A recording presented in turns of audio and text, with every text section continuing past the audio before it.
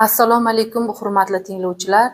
Bugungi ma'ruza mashg'ulotimiz oz komplektlangan maktablarda o'quv-tarbiya jarayonini tashkil etishning o'ziga xosligi. Bu mavzuni 4 ta reja orqali yoritib boramiz. Birinchi reja oz komplektli maktab tushunchasi va uning xususiyatlari. Ikkinchi reja oz komplektli maktablarda o'quv-tarbiya jarayonini tashkil etish muammolari. Uchinchi reja esa darslarni rejalashtirish va birlashtirilgan sinflarda ishlash usullari. To'rtinchi reja esa o'quvchilarning bilim darajasini baholash va ular bilan individual yondashuv. Oz komplektli maktab tushunchasi va uning xususiyatlari. Oz komplektlangan maktab bu o'quvchilar soni kam bo'lgan, odatda qishloq joylarda faoliyat yurituvchi maktabdir. Bunday maktablarda bir nechta sinf o'quvchilar birgalikda dars o'tadi va ko'pincha bitta o'qituvchi bir nechta fan bo'yicha dars beradi.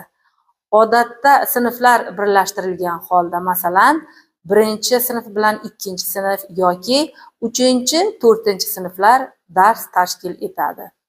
O'quv-tarbiya jarayonini tashkil etishdagi muammolar. Oz komplektli maktablarda quyidagi muammolar yuzaga chiqadi. O'qituvchilarning yetishmasligi, fanlar aro integratsiyani to'g'ri yo'lga qo'yishning murakkabligi, o'quvchilar sonining kamligi sababli guruhlarda ishlash imkoniyatining cheklanganligi, o'quv-tarbiyaviy resurslar va texnologiyalarning yetarli emasligi.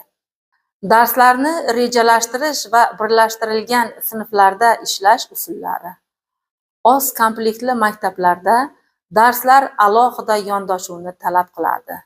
Birlashtirilgan darslar o'qituvchi bir vaqtda bir nechta sinf o'quvchilariga dars o'tadi.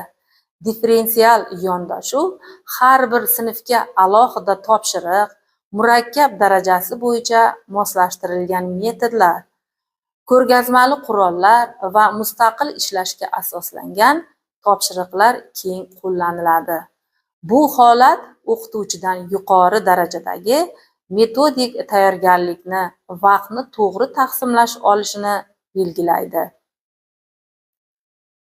O'quvchilarning bilim darajasini baholash va individual yondashuvda esa oz komplektlangan maktablarda o'quvchilarning bilim darajasini aniqlashda individual baholash tizimi muhim.